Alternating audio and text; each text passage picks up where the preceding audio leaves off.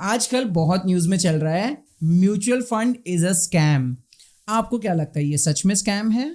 No, I don't think so. According to the facts and figures, अगर आप facts and figures देखोगे तो 66 lakh crore of rupees का AUM है according to August 2024। Now when you talk about Indian markets, तो अभी तक जो म्यूचुअल फंड में पैसा आया है that is only 15% of GDP। वही आप जब ग्लोबल मार्केट्स का देखोगे, US is having 80% of GDP जो म्यूचुअल फंड्स है। अगर आप UK देखो, जापान देखो, everyone is having more than 45 to 50%। तो हम जब बात करते हैं इंडियन मार्केट की, why people are telling it scam? Is it because पैसा बहुत बढ़ने लगा है, बहुत लोगों को नॉलेज आने लगी है, people have now started investing in mutual fund and because AUM size is growing, people are thinking कि ये एक स्कैम है, एक बबल है। But in reality when you compare to other markets, global markets, it is just 15% of GDP. So I don't think कि mutual fund is a scam. And in long run it is a great investment opportunity. ये चीज तो मैं समझ रहा हूँ कि GDP का 15% है, लेकिन क्या ये सब लोग वहीं पर इन्वेस्ट कर रहे हैं? तो क्या हमें भी वहीं पर इन्वेस्ट करना चाहिए? But before that I would like to start with the scratch. पहले तो थोड़ा हमारे ऑडियंस को बता दीजिए कि म्यूचुअल फंड होता क्या है, क्योंकि generally when it comes to investment लोगों को यही पता है कि हाँ यार हम कोई ग्रो ऐप या तो जीरोधा या कोई ना कोई ऐप में जाएंगे, वहाँ से जाके कोई शेयर्स खरीद लेंगे। तो म्यूचुअल फंड क्या है और मुझे वहां पर क्यों इन्वेस्ट करना चाहिए स्टॉक मार्केट को छोड़ के? सी म्यूचुअल फंड, जैसे हमें पता है स्कूल में प्रोजेक्ट्स मिलते थे, group projects. Okay, group projects में क्या होता है, सब लोग जो 5-10 स्टूडेंट्स रहते हैं वो अपने अपने पार्ट का प्रोजेक्ट करते हैं एंड फिर वो फाइनल प्रोजेक्ट आप सबमिट करते हो टीचर को एंड वो टीचर आपको मार्क्स देती है। Same way fund, mutual fund क्या होता है, सब लोगों से थोड़ा थोड़ा पैसा लेते हैं and then that is been invested in stock market. And सिर्फ इक्विटी मार्केट में इन्वेस्ट नहीं होता है, there are multiple types of mutual fund, जैसे हाइब्रिड हो गया, डेड हो गया, कॉमोडिटी हो गया। तो काफ़ी सारे टाइप के म्यूचुअल फंड रहते हैं एंड बेसिस कि आपका रिस्क कितना है, आपका असेट एलोकेशन क्या है, बेसिस ऑन दैट हम उसमें इन्वेस्ट करते हैं। सो सिंपल वे में अगर म्यूचुअल फंड को समझना है, हम सब जो इन्वेस्टर्स है छोटा छोटा पोर्शन अपने इनकम का इन्वेस्ट कर रहे हैं every month and that is been invested in multiple assets. लेकिन फिर उसको ये टैगलाइन दिया गया है कि म्यूचुअल फंड सही है। पहले तो मुझे ये बताइए, ये सच में सही है? और अगर सही है तो किस टाइप के लोगों के लिए सही है और क्यों? आई वुड से सबके लिए सही है except for one type of people जो बहुत शॉर्ट टर्म में पैसा बनाना चाहते हैं, या फिर ऐसे लोगों के लिए सही नहीं है जिसके पास पेशेंस नहीं है। मान लो आपके घर का वाईफाई खराब हो जाता है एंड आप पैनिक होने लगते हो, यार वाईफाई नहीं चल रहा है, वाईफाई नहीं चल रहा है। अगर आपका वैसा बिहेवियर है तो म्यूचुअल फंड में आप टिक नहीं पाओगे, because mutual fund is a long term game. आप समझ रहे हो, आप जब इन्वेस्ट करते रहोगे तब वो कंपाउंड होगा पैसा और तब जाके आपका वेल्थ बनेगा।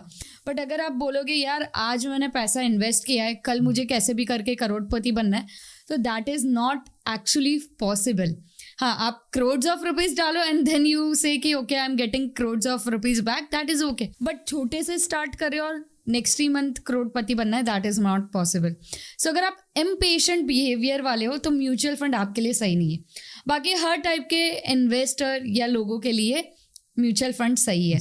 बी इट आप अपने किड के लिए प्लान कर रहे हो, बी इट समवन जो मिडिल एज में है, बी इट समवन जिसने न्यू अपना काम स्टार्ट किया है, समवन जो कॉलेज से अभी बाहर आया है and now he is finding a job, सबके लिए इन्वेस्टमेंट सही है, म्यूचुअल फंड इन्वेस्टमेंट सही है। बट अगर आप इम्पेशेंट हो तो यहाँ पे आपका वर्क नहीं होगा। तो एक बॉलीवुड का डायलॉग है 21 दिन में पैसा डबल, नहीं तो होता वैसा है, टाइप का वैसा नहीं होता। 21 दिन में पैसा डबल सिर्फ लक्ष्मी चीट फंड में होता है, यहाँ पे नहीं होता है। सो ये म्यूचुअल फंड में टाइम कितना लगता है फिर? अगर लेट्स से फॉर एग्जांपल आज मैं कुछ इन्वेस्ट करना चालू करूँ, आप जैसे बता रहे हो लॉन्ग टर्म, तो जनरली लॉन्ग टर्म मतलब कितने टाइम के लिए इन्वेस्ट करना चाहिए and how much return can we expect? अगर मैं लेट्स से 5 साल 10 साल तक अगर कोई अमाउंट इन्वेस्ट करके रखूँ तो सी अगर डेटा पे आए तो अगर आप प्योरली डेट फंड में इन्वेस्ट करते हो तो वो आपको अराउंड 8 to 10% का रिटर्न्स देता है. अगर आप वही हाइब्रिड में आ जाते हो तो it is giving you around 14 to 15%. Same with commodity mutual funds, वो भी आपको 14-15% देता है. अगर आप थोड़ा रिस्क लेके स्मॉल कैप, मिड कैप यानी इक्विटी फंड्स में जाते हो तो वो आपको 18-20% का रिटर्न्स देता है. Okay, so this is not just about returns, उसके साथ आपको रिस्क भी तो देखना है कि अगर मैं उतना रिस्क ले ही नहीं सकती हूँ. अगर मान लो आप एक ऐसे पर्सन हो जो पहाड़ चढ़ के नहीं जा सकता, पहाड़ नहीं चढ़ सकते, आपको तकलीफ होती है, ब्रीदिंग इश्यूज होता है, then if you go you will obviously find it difficult, क्योंकि आपका रिस्क उतना आप मेंटली प्रिपेयर्ड नहीं हो, प्लस आपका रिस्क उतना नहीं है कि मैं उतना चल के जाऊँ.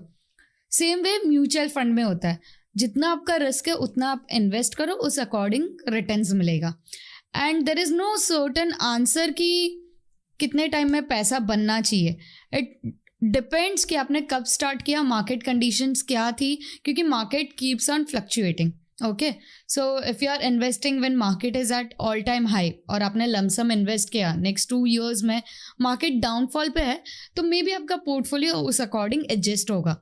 बट आपने अभी इन्वेस्ट किया, SIP कर रहे हो और आपका अमाउंट एवरेज आउट हो रहा है, देन ऑब्वियस है कि आपका उस हिसाब से रिटर्न्स बनते जाएगा.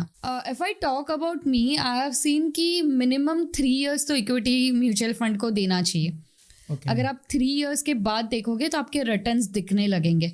3 years में शॉर्ट टर्म में फ्लक्चुएशंस रहते हैं, but the portfolio I have built and I am investing since a long time now, so I have seen कि yes 3 years तो मिनिमम आपके पोर्टफोलियो को दो ताकि वो रिटर्न्स जनरेट कर सके. And this is purely for equity mutual funds. Okay, थोड़ा सा ये डिटेल में जानना चाहूँगा. आप अभी बीच में बता रहे थे hybrid, commodity, large cap, small cap, अगर थोड़ा इसे ब्रेक डाउन कर सको, ये क्या डिस्ट्रीब्यूशन होता है, कैसे होता है? सी if you know in 2008 market crash down. Okay, अब मान लो किसी ने 2007 में इन्वेस्ट किया 10 लाख रुपया, ये सोच के कि मैं 2009 में शादी करूँगा और या करूँगी, whatever it is. Okay, now what happens कि I invested 10 lakhs, I expected okay सब म्यूचुअल फंड बोल रहे, I will get 20-25% and I will have some corpus of 13-14 around 12-13 lakhs and I will use that money for my marriage. But now what happens, क्योंकि 2008 में market crash down, overall market US, China, Japan, Hong Kong, Indian market all way down by 40-50%.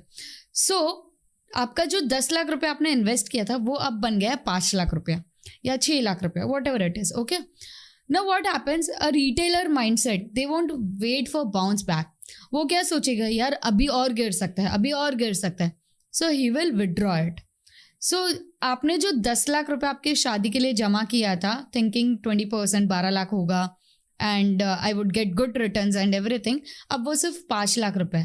So you will have that regret in your mind and that is way asset allocation is important कि okay मुझे short term में पैसा चाहिए तो मैं पूरा equity में ना डालूँ.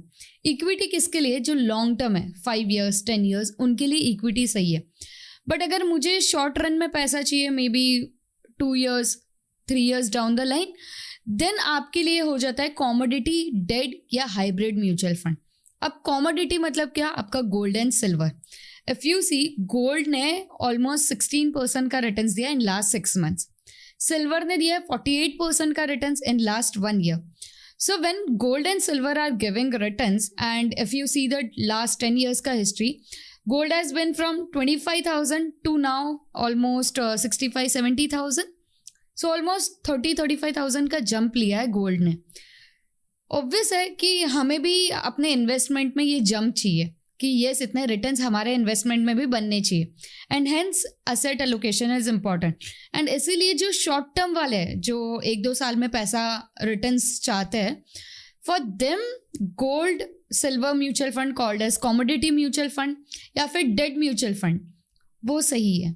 डेट मतलब क्या होता है, मान लो कि गवर्नमेंट कोई नेशनल हाईवे बना रही है, तो government will come up and से कि okay you all investors give us certain amount and इस पे हम फिक्स्ड इंटरेस्ट आपको देंगे.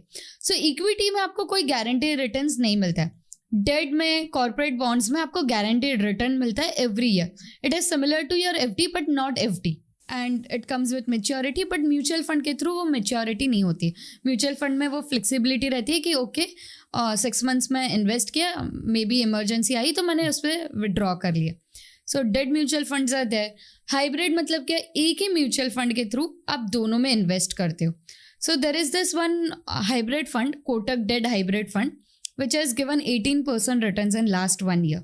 सो मान लो किसी ने 1 साल के लिए इन्वेस्ट किया रहता है शॉर्ट टर्म के लिए, तो 18% is very good, out performing your FD, your equity returns, everything in short run.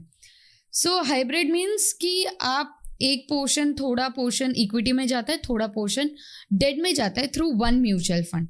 Okay, now when I say Kotak Debt Hybrid Fund, it is investing 70% in debt, 30% in equity and cash. So आपका risk बहुत कम है क्योंकि 30% ही equity में है.